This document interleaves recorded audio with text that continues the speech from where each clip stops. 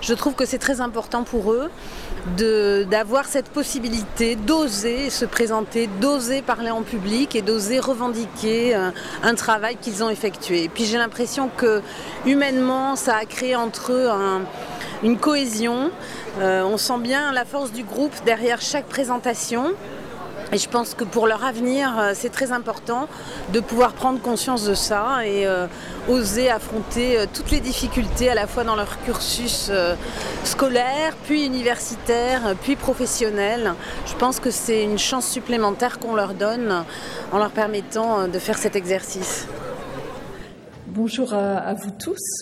Je m'appelle Nicole Belloubet, je suis vice-présidente de la région Midi-Pyrénées, en charge, entre autres, de l'éducation et de l'enseignement supérieur.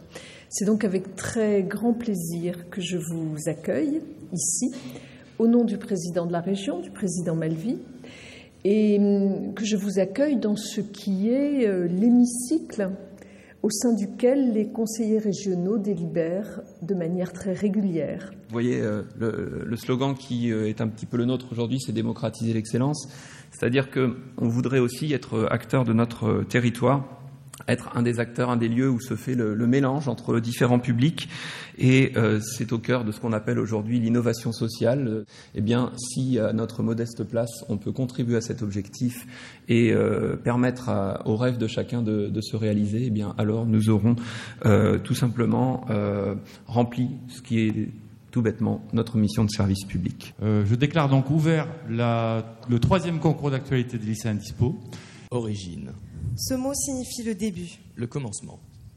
Si je vous dis base aérienne, cinéma, Toulouse, que me répondrez-vous? Moi, je réponds Franck Hazal. Nos choix se sont donc portés finalement sur l'origine d'une reconversion territoriale.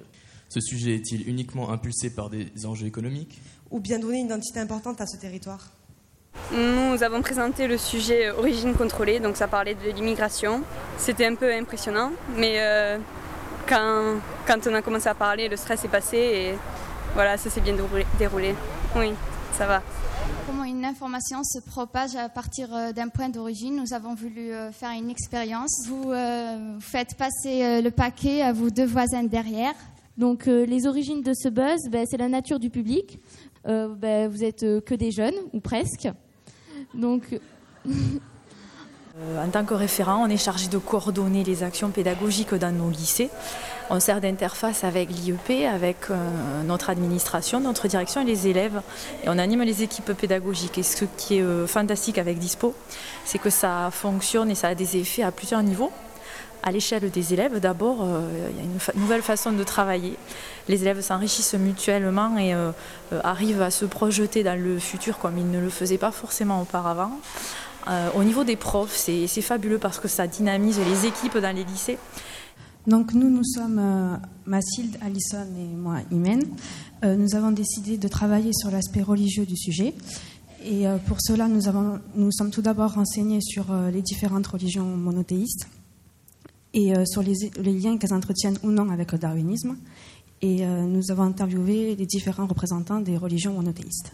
Je trouvais que les élèves étaient prenaient des positions assez claires et manifestaient une certaine maturité. Donc j'étais assez surprise de cette maturité que témoignaient certains, notamment sur les thèmes sur la décolonisation des esprits, sur l'immigration. L'origine ne vient pas forcément de notre naissance, elle vient bien avant par le passé. Rouge comme la musique d'un passé que l'on n'a pas connu directement, mais que l'on connaît par la voix de nos parents. Super enrichissant. J'ai fait plein de gaffes, mais sinon, génial. Franchement, très très bon le concours, tout, l'organisation. Franchement, Sciences Po, big up. Franchement, génial. Et après, tout au long de l'année, au moins, on a pu tous se rapprocher. Et voilà, c'était bien, on a profité. Le livre que Gérard Noiriel a écrit s'appelle Chocolat Clown Nègre. Et il raconte la vie de Raphaël Padilla et il retrace tout son parcours. Et comment il est devenu le premier artiste noir de France. À 12 ans, il est vendu en tant que serveur à un Européen. Et c'est le clown blanc Tony Grice qui va le découvrir sur les quais de Bilbao, donc en Espagne. Le duo de Chocolat, le clown nègre, et Foutit, le clown blanc, c'est une représentation qui est très concrète à l'époque de ces oppositions entre colonisateurs et colonisés. J'ai pensé que cette journée a été très enrichissante. puisqu'on a pu connaître d'autres lycées et d'autres façons de penser des autres lycées. Nous avons mené une enquête pour voir ce que pensaient les élèves des représentations sur les origines. 121 élèves ont participé à ce sondage. 52,9% ont un parent ou grand-parent né à l'étranger. Nous avons choisi l'accouchement sous X comme thème car il est au cœur de l'actualité. En effet, le 7 décembre 2011, une proposition de loi a été déposée pour être débattue début 2012. C'est maintenant à chacun de continuer notre propre vie en suivant nos propres routes. Nous avons aussi appris que le travail en groupe n'est pas évident. Le respect des idées des autres à l'écoute n'était pas si facile au début car chacun voulait donner son avis et personne ne s'écoutait. Donc moi je félicite l'ensemble des lycéens, les équipes éducatives des établissements parce que derrière il y a un énorme travail d'accompagnement. Et puis je me rends compte que au fil des mois, ces jeunes qui arrivent en seconde à 15 ans, pour la plupart, ont considérablement évolué. Ce sont des jeunes adultes. Nous avons étudié les mineurs isolés en Ariège, étrangers, autrement appelés les MIE. Nous avons choisi ce thème d'étude car certains d'entre nous les ont côtoyés lors de leur scolarité au collège de Saverdun. Je m'appelle Vladimir Konopliski, j'ai 18 ans. J'ai dû quitter mon pays, la Biélorussie, la dernière dictature d'Europe.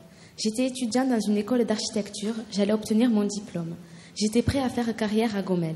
J'ai eu le malheur, un jour, avec mon frère, pour seulement 20 €, d'accepter de manifester contre Loukachenko, l'homme qui dirige mon pays. J'ai réussi à échapper à la police contrairement à mon frère. Lui a eu moins de chance que moi, il s'est fait arrêter et torturer. Après quelques jours, quelqu'un a décidé qu'il ne pouvait plus me garder. J'ai dû prendre mes affaires, partir et tout quitter une fois de plus. Je me suis retrouvée à Saverdun, en Ariège, dans un nouveau foyer. Une nouvelle vie a pu commencer. Je m'appelle Vladimir Konopliski, j'ai 18 ans et je vis en France. L'originalité des présentations, impressionnante. Les supports, on voit ce que l'on peut faire à partir des outils d'aujourd'hui. Blog, vidéo, support papier. Et vraiment, c'est un très beau dispositif où l'on voit que les jeunes avancent et qu'on les aide à avancer de cette manière. C'est vraiment précieux. C'est-à-dire, qu'est-ce que c'est qu'un jury ? Vous savez, les jurys, ce sont des choses qui existent dans bien des domaines. Le principe, c'est que c'est la confidentialité des débats. Qu'est-ce que ça veut dire ? Parce qu'évidemment, vous allez vouloir raconter à vos camarades, je comprends. Comment ça s'est passé, éventuellement qu'est-ce qui s'est dit. Donc voilà, sachez que moi ce que je vous demande c'est tout ce qui se dit ici, le vote ne fait pas l'objet de commentaires. Donc là pour cette journée en fait je suis venue en tant que membre du jury. Je pense qu'au final ça leur a beaucoup apporté à tous, à chacun d'entre eux de réfléchir à ces questions et ça a été vraiment peut-être pas une remise en cause existentielle mais en tout cas une certaine réflexion sur eux-mêmes, sur la société et sur leur position dans la société. Et c'était ça le plus important.